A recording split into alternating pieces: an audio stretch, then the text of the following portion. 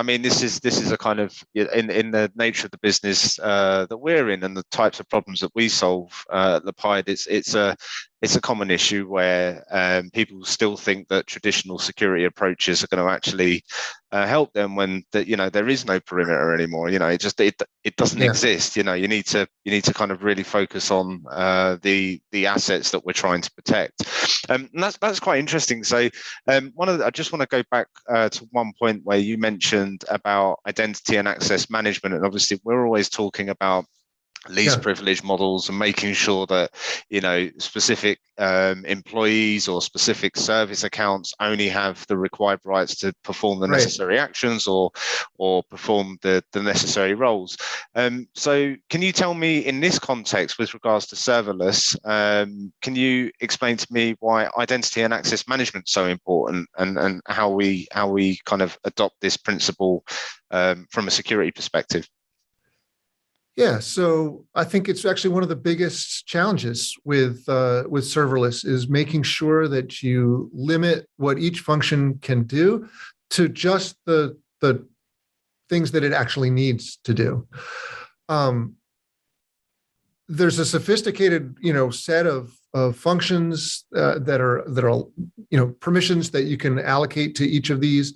That's it's possible to specify access control in a way that was never possible before. Like your traditional web application, it runs with full privilege.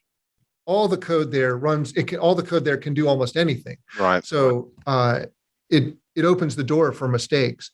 But if you use serverless IAM permissions correctly, you can limit what that code can do and therefore massively reduce the risk, right? Not every function needs to have access to the database. Not every function needs to be able to talk to queues and backend servers and create socket connections and all the kinds of things that code can do.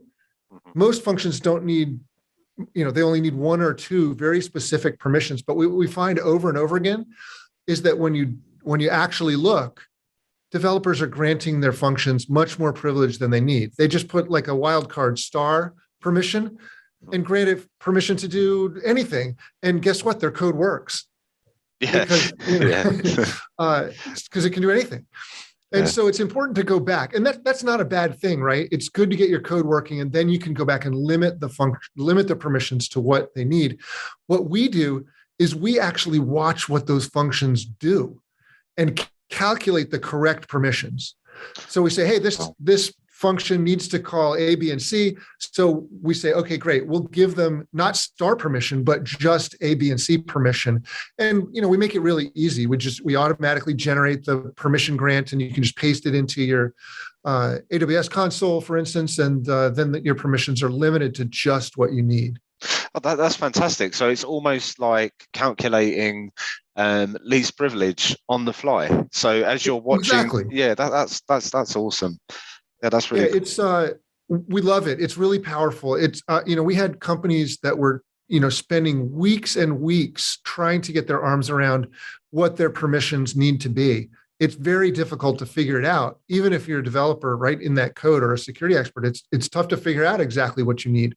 So it's better to just watch it run and figure out what permissions are necessary, and then we can just calculate it, give you exactly what you need to grant, and then you reduce the attack surface incredibly. Yeah, that is a fantastic approach. So you let it run at kind of full privilege, and then as you start to understand what the functions are, then start to bring down the privilege so it's completely locked down in this least privilege models. It's really cool.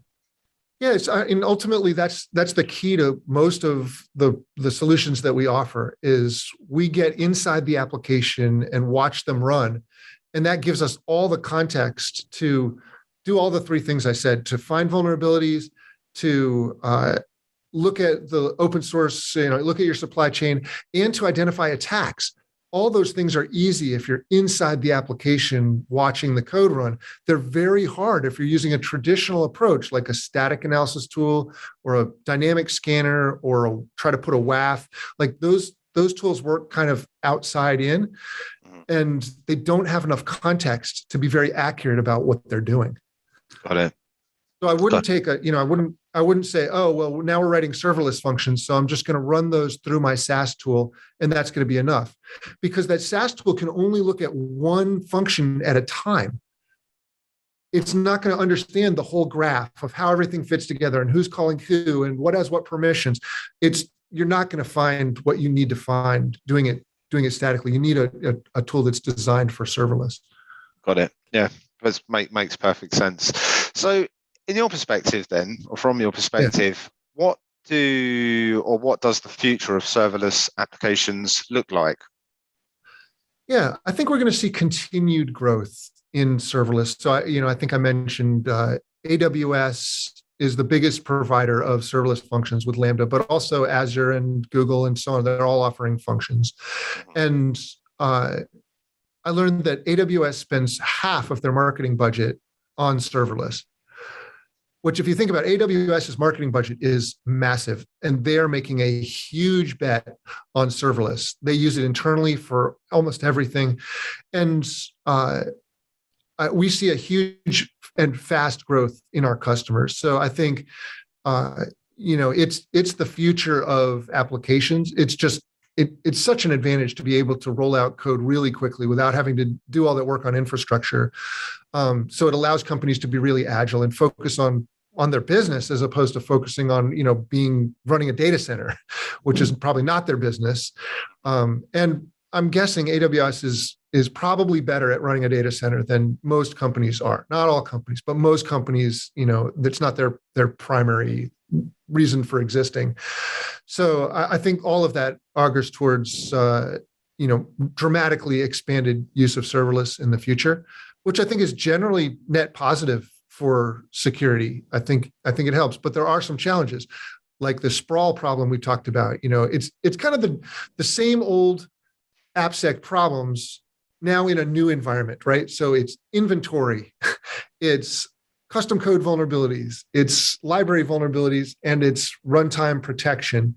You need all of those things, but they're all different now in a serverless world.